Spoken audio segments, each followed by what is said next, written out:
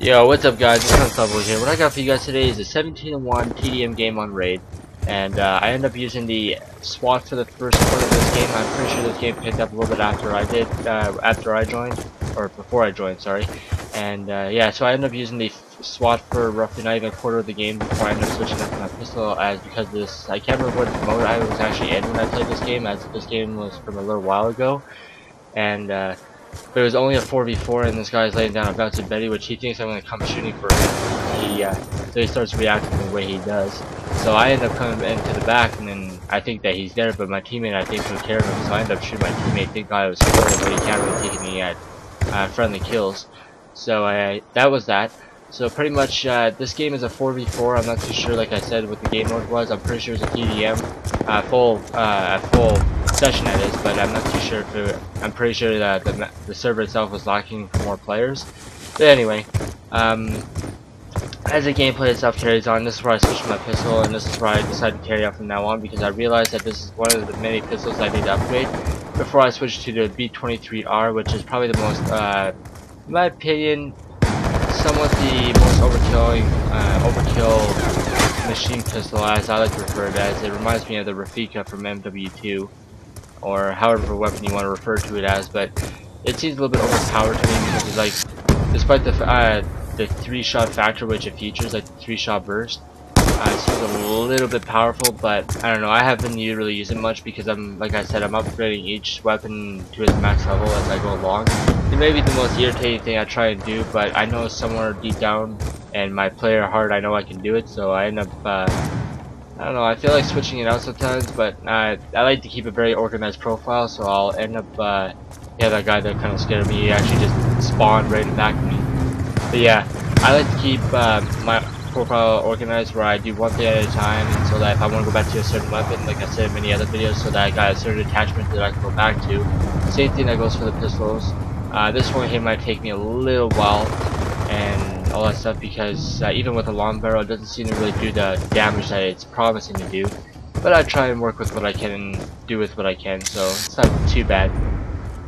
So basically, yeah, it's pretty much a stale gameplay. There's nothing much I can do because there's only 4 players on the other team, and trying to find them wasn't really easy, and I'm running Ghost so that, you know, I can be on the run and not be worried about being spotted by UAV, but I don't think there's, yeah, this guy right here, I just noticed, and thank God the HD TV and HD quality, I wouldn't even notice that guy there, even if I was on a standard definition box TV, I wouldn't even be able to see him.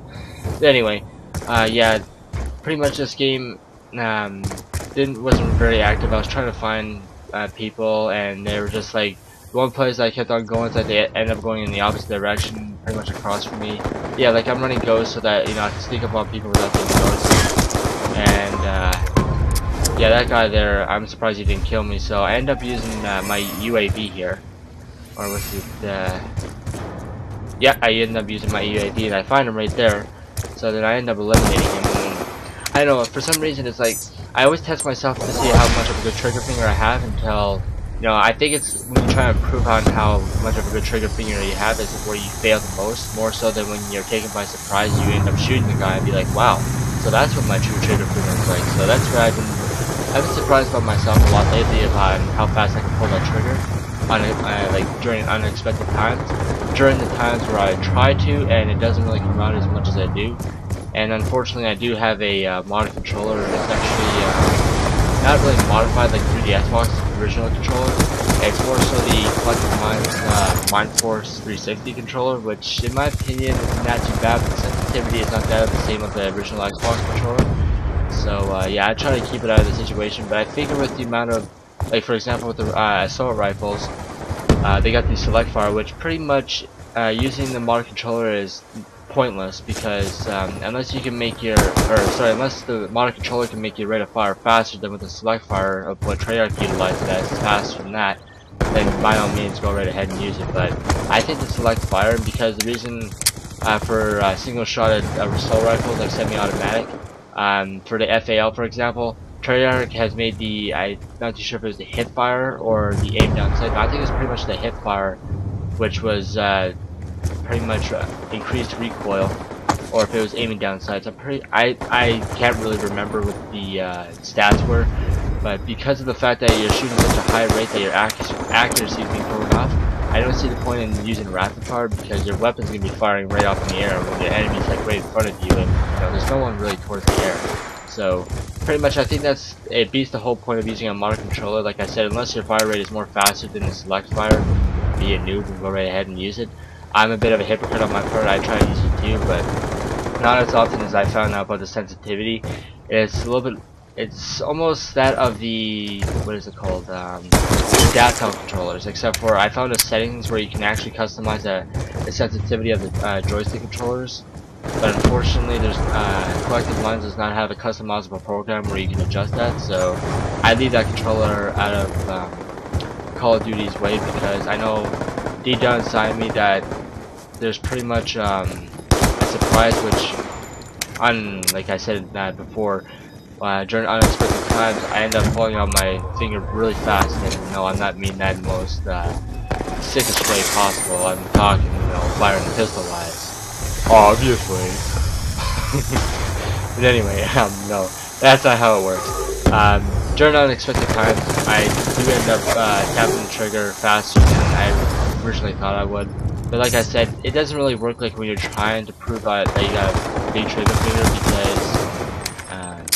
Yeah, I can't believe I'm going about this topic as long as I have been, but yeah, just with the pistol, I'm trying to upgrade as much as possible, and it ain't gonna get any further if I keep on using my assault rifle. It's like, my assault rifle ain't gonna count towards pistol kills, pretty much. You gotta pull that out, the pistol, and do the kills with it yourself, or else you're not gonna get it upgraded. So that's what I'm trying to do, and it's not really easy because the pistol, this one itself, is not as powerful as all the others are, so I'm basically outclassed by every other pistol and all that stuff, so it's kind of an unfair advantage unless, like I said, I've managed to pull out a wicked ass trigger finger like James Bond. Yeah, that's pretty much it. So yeah, as you've seen, there's been quite a few kills where I've actually been lucky to hit the spawn where most of these guys are at and all that stuff, and it's really hard to find these guys, but end up going 17-1. I didn't find it was a bad gameplay. It's not something I go very often.